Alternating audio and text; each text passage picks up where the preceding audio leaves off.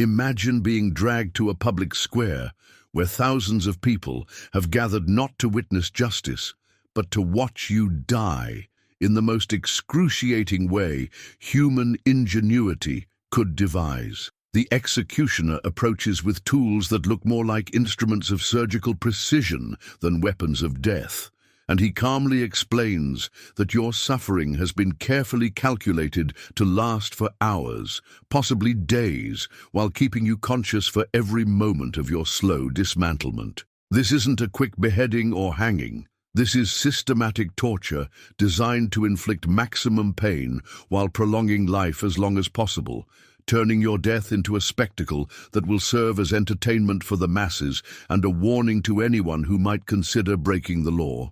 What makes this even more horrifying is that these weren't crude methods devised by savage barbarians, but sophisticated techniques developed by some of the most educated and civilized people of their time, who applied scientific precision and medical knowledge to the art of causing human suffering. The medieval period witnessed the development of execution methods so ingeniously cruel that they represented the pinnacle of human creativity applied to the problem of inflicting pain.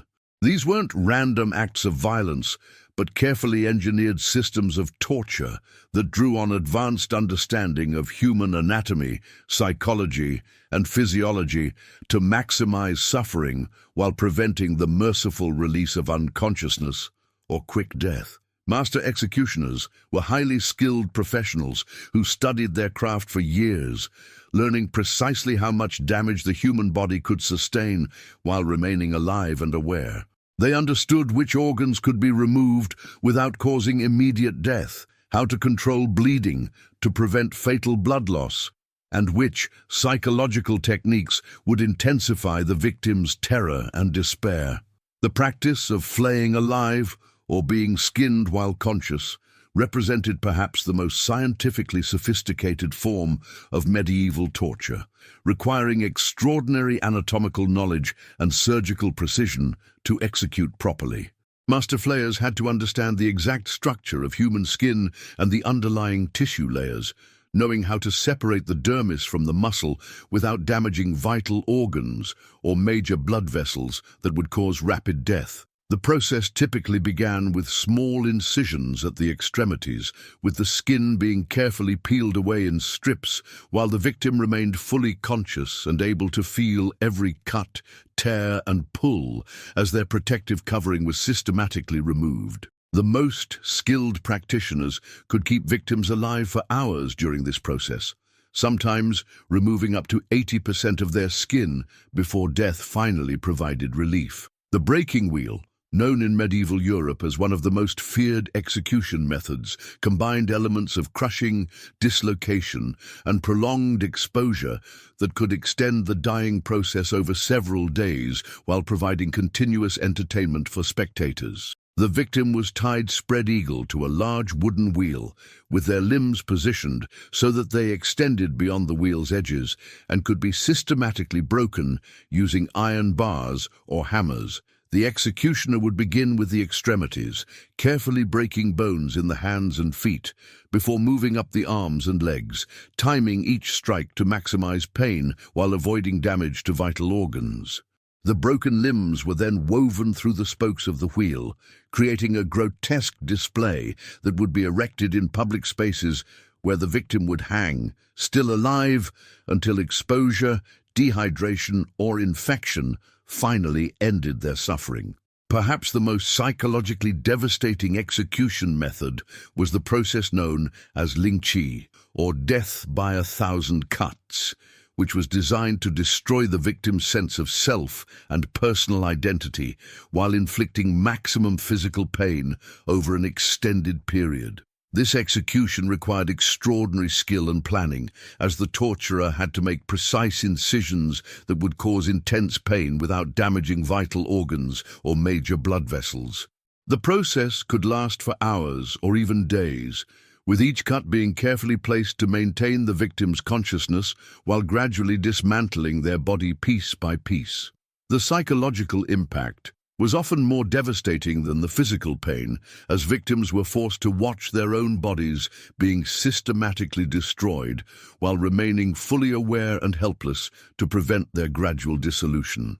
The practice of impalement, refined to an art form by medieval executioners, involved inserting a sharpened stake through the victim's body in such a way that it would emerge from their mouth or shoulder while avoiding major organs that would cause immediate death. The most skilled practitioners could position the stake so that it would support the victim's body weight while they remained alive and conscious for hours or even days, creating a horrific spectacle that served as both entertainment and warning. The psychological terror of watching one's own impalement, combined with the physical agony of being slowly pierced by a wooden stake, made this one of the most feared punishments in the medieval judicial arsenal. The stake was often deliberately dull to ensure that penetration would be as slow and painful as possible, while its positioning required intimate knowledge of human anatomy to avoid vital organs. The practice of being drawn and quartered represented the medieval period's most comprehensive approach to systematic human dismemberment, combining elements of torture, mutilation, and public spectacle into a single elaborate ceremony that could last for hours. The process began with the victim being dragged through the streets behind a horse, causing extensive road burns and internal injuries while ensuring maximum public visibility of their suffering.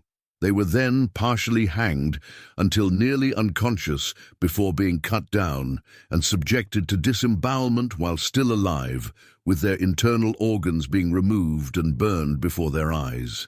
Finally, their limbs were tied to 4 horses and pulled apart, though skilled executioners would sometimes make strategic cuts to ensure that the dismemberment process was as slow and painful as possible.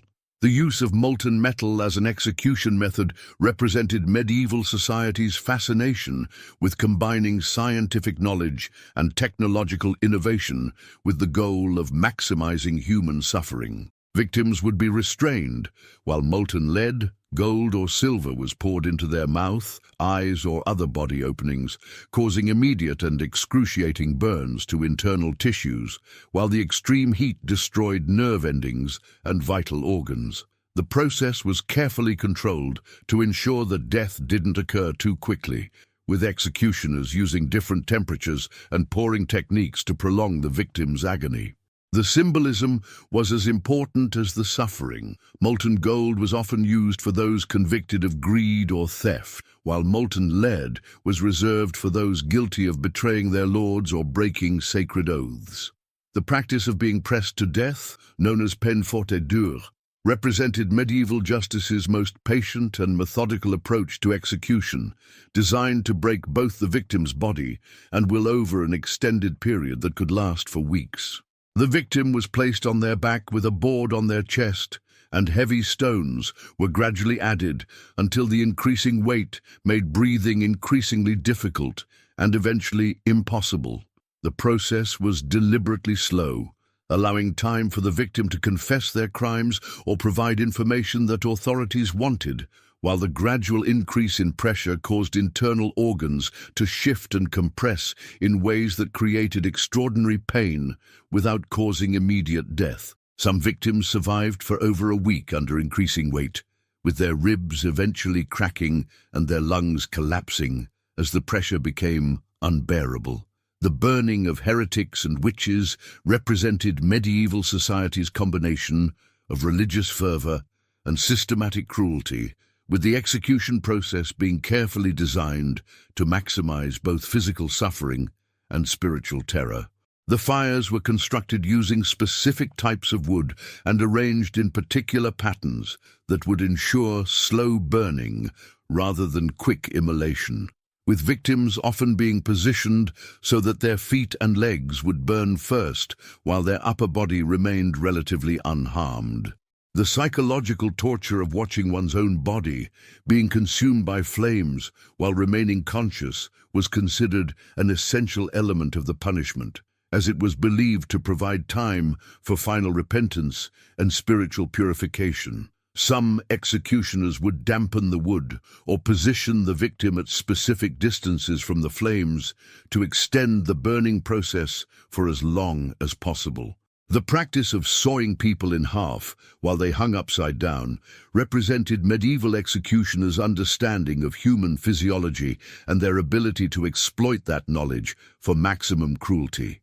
By positioning the victim head down, blood flow to the brain was maintained even as the saw cut through the lower body, ensuring that consciousness was preserved far longer than would be possible in an upright position. The executioners would typically begin sawing at the groin and work their way up through the abdomen and chest, with the victim remaining aware and able to feel every stroke of the saw as it cut through skin, muscle, organs, and bone. The process could take hours to complete, with the victim often remaining conscious until the saw reached their heart or other vital organs in the upper chest. The use of trained animals as execution agents represented medieval society's fascination with combining natural predators with human cruelty to create uniquely horrifying spectacles. Victims might be thrown to wild boars that had been starved for days, or tied down while rats were placed in containers on their chest and heated until the animals would gnaw through the victim's body to escape the heat. Perhaps most horrifying was the practice of using elephants trained specifically for execution purposes, which would slowly crush victims with their feet or use their trunks to dismember them piece by piece.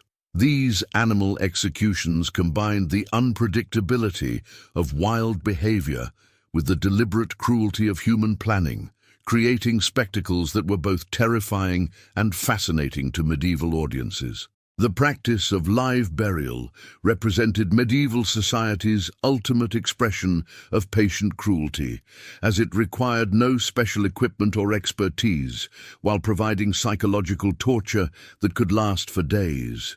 Victims would be placed in coffins or graves with small air holes that provided just enough oxygen to sustain life while creating a sensation of suffocation that would continue until they eventually died from dehydration, starvation, or oxygen deprivation.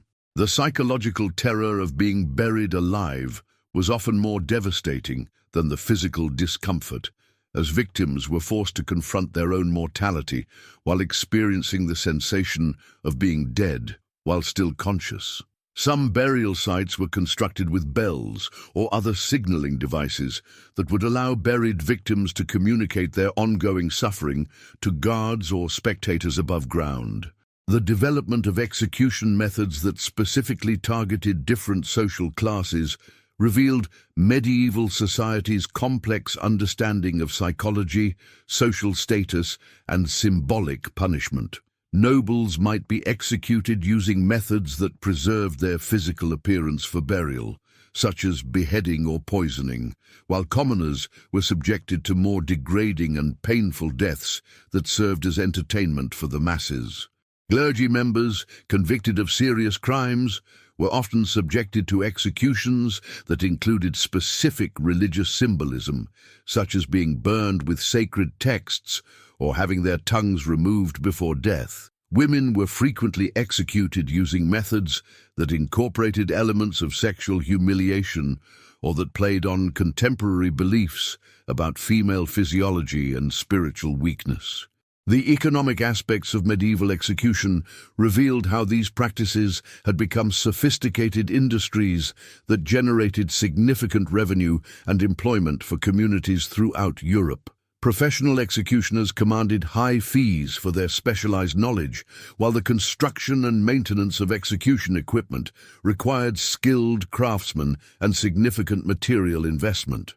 Public executions drew large crowds that supported local merchants, innkeepers, and entertainers, making execution days important economic events for medieval communities. The most elaborate executions might require weeks of preparation and could cost the equivalent of building a small church, demonstrating how seriously medieval authorities took the symbolic and theatrical aspects of their justice system. The medical knowledge that informed medieval execution methods was surprisingly sophisticated, with executioners studying anatomy, physiology, and surgery to enhance their ability to prolong suffering while maintaining consciousness. Many executioners had extensive knowledge of human anatomy that rivaled that of contemporary physicians, and some actually worked as healers or surgeons when not performing executions. They understood precisely how much blood loss a human body could sustain, which organs could be damaged without causing immediate death, and how different types of pain affected consciousness and mental function. This medical expertise was passed down through apprenticeship systems that created professional dynasties of executioners who refined and perfected their techniques over generations. The psychological techniques employed by medieval executioners revealed sophisticated understanding of human fear, despair, and mental breakdown that was used to enhance the impact of physical torture. Victims might be forced to watch previous executions or to observe the preparation of instruments that would be used on them, while executioners would provide detailed descriptions of upcoming procedures designed to maximize terror and anticipation. The timing of different torture elements was carefully controlled to create waves of hope and despair that would break down psychological defenses while preventing the victim from achieving mental escape through unconsciousness or dissociation.